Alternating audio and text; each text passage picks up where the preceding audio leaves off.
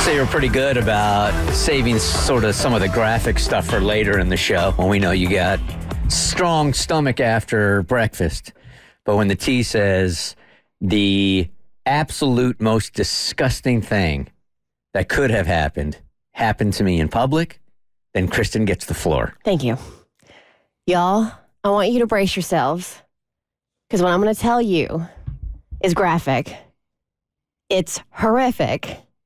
And it's disgusting. It's worse than the confession I made to you guys last week? I think it is, yeah. Really? Mm-hmm. It's worse than me throwing up in front of a listener? Yeah, because you actually managed to put it into, like, something, right? Yeah. Uh-huh. Okay. Okay, worse than him throwing up on a listener. Yep. Worse than me pooping my pants. Uh-huh. God, I'm a grown-ass man. Yeah. On the way into work. Mm-hmm. Okay? Yeah, I personally think so, because that was all self-contained, right? Mm-hmm. For the most part. So, what happened was, yesterday, my almost 2-year-old turns 2 tomorrow. My heart's struggling with it. He gets up from his nap, and he is in a great mood. And I'm like, let's go run some errands together. And he's always great when we go out in public, right? Get him in the car. The weather had finally started warming up. 60 degrees outside. I got the windows down. He's just cackling and laughing in the back seat. I got some classic rock blaring on the radio. We are having a good time, and we are headed to Swoozies.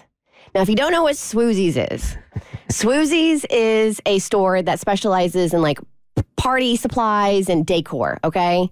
It's like when you walk in, it's like Easter just threw up all over the place. So if it's a party city and a Michael's had a baby? Yeah. Okay. Yeah, kind of. Well, thanks, man. That's all I got. I should go home. So I park front row Joe, blue skies. Jimmy's just got a big old smile on his face. Yeah, and like he's Katrina and the Waves playing in the background. I'm walking on sunshine. Everything's going great. It really, honestly, I'm not even kidding, felt that way. There's a giant bunny outside, and Jimmy's like, bunny. And I'm like, I know you want to pet it. It's soft. We walk inside. I put him down, and I get my little pull cart because, I'm going to get some stuff. And he's like, he wants to be held. All right, that's fine. I will hold you, and I will pull the thing. I pick him up, and I grab the cart, and he goes, boop. Oh, no. And I'm like... These kids. And, like, a little bit of spit up comes out. Oh, no. And I'm like, of course you would do this when I leave the diaper bag in the car. Because, we're just running in. And you all... Oh, no. It was like from The Exorcist.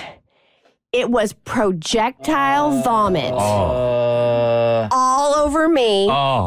All over the floor, and it was just like, bleh, bleh, bleh.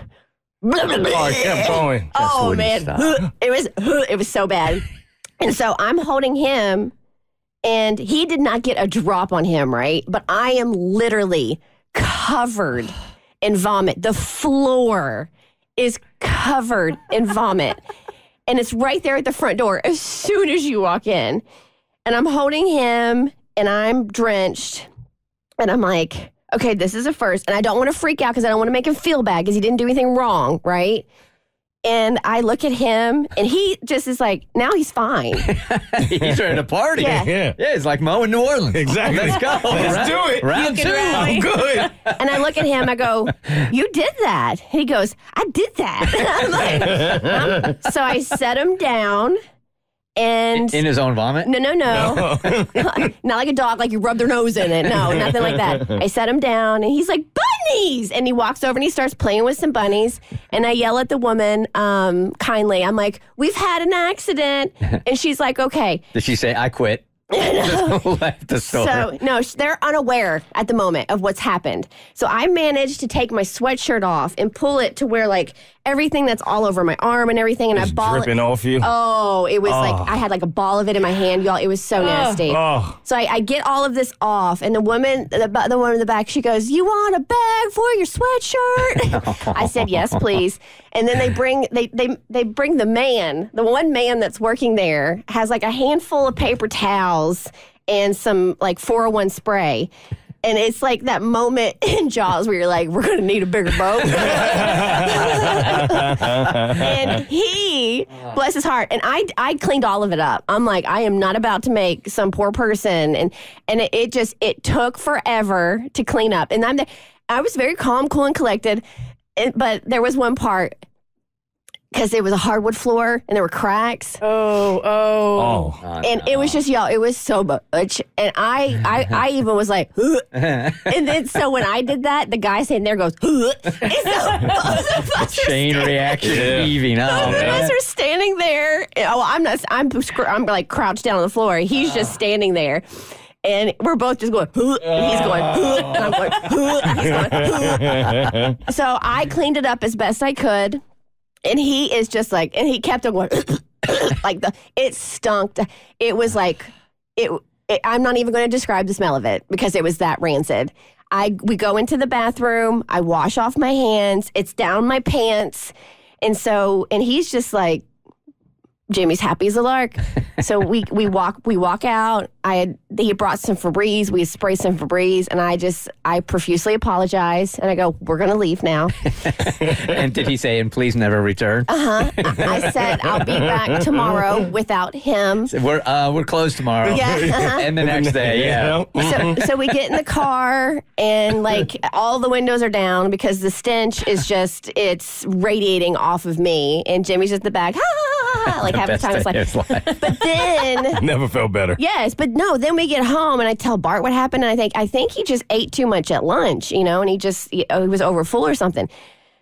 Then we were sitting in the bed watching Bluey, and he does that Oh, no. Here it comes.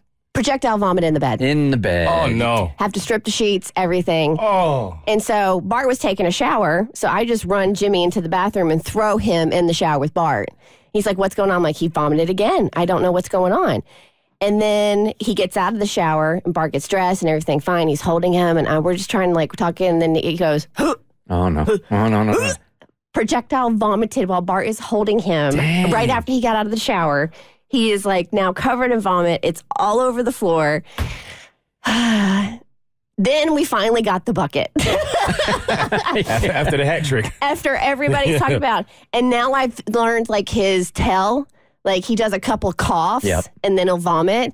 The next two I was able to catch in the bucket. Yeah, this is the equivalent of your dog letting you know when it's going to puke. It does that shouldery half smile thing also in its mouth. And you got like 30 seconds. And the hunching of the back. To get him out of the house or get him at least onto some hardwood floor so it's not going to be in the carpart.